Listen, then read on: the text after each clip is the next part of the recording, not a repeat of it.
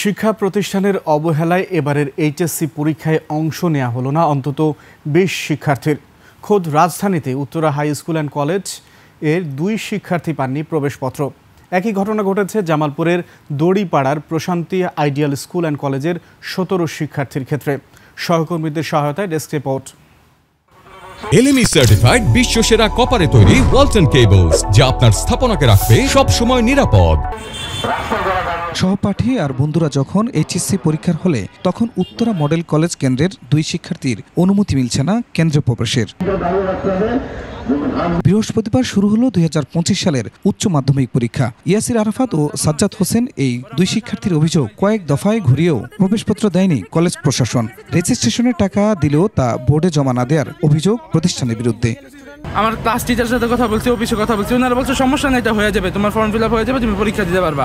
আমরা ২৩ তারিখের পর থেকেই আমরা নিয়মিত তাদের সাথে কন্ট্যাক্ট করতেছি, যোগাযোগ করতেছি, জানানো যাচ্ছে, কিন্তু এখন পারতেছি না আমরা। প্রবেশপত্র না পাওয়ায় পরীক্ষা দেওয়া হয়নি জামালপুরের ১৭ শিক্ষার্থীরও। শহরের দড়িপাড়ার প্রশান্তি স্কুলের শিক্ষার্থীরা জানান, কলেজটির নিবন্ধন না থাকায় বিভিন্ন প্রতিষ্ঠান থেকে তাদের পরীক্ষার জন্য রেজিস্ট্রেশন করানো হয়। তবে শিক্ষার্থীদের কাছ থেকে টাকা নিয়েও এবার তাতে ব্যর্থ হয়েছেন শিক্ষকরা। আমাদের বলছে তোমরা বাসায় যাও, তোমরা সরাসরি কেন্দ্রে চলে যাবা, তোমাদের কেন্দ্রে এডমিট দিয়ে দিব। এই কলেজের প্রিন্সিপাল আমাকে বলছে যে তুমি এডমিট পাবা, এই কথা বলে সে আমাকে ১৯ তারিখ থেকে ঘুরাইতেছে। অভিযোগের সত্যতা নিশ্চিত করতে প্রশান্তি স্কুলে গেলে তা তালাবদ্ধ দেখা যায়। শিক্ষকরাও কেউ প্রতিষ্ঠানটিতে নেই।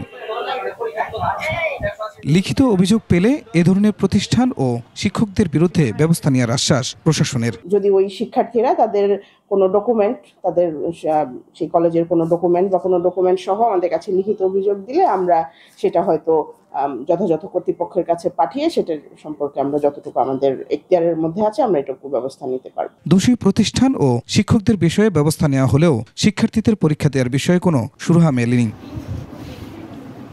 Khurshid Alam, desk report, ২১ television.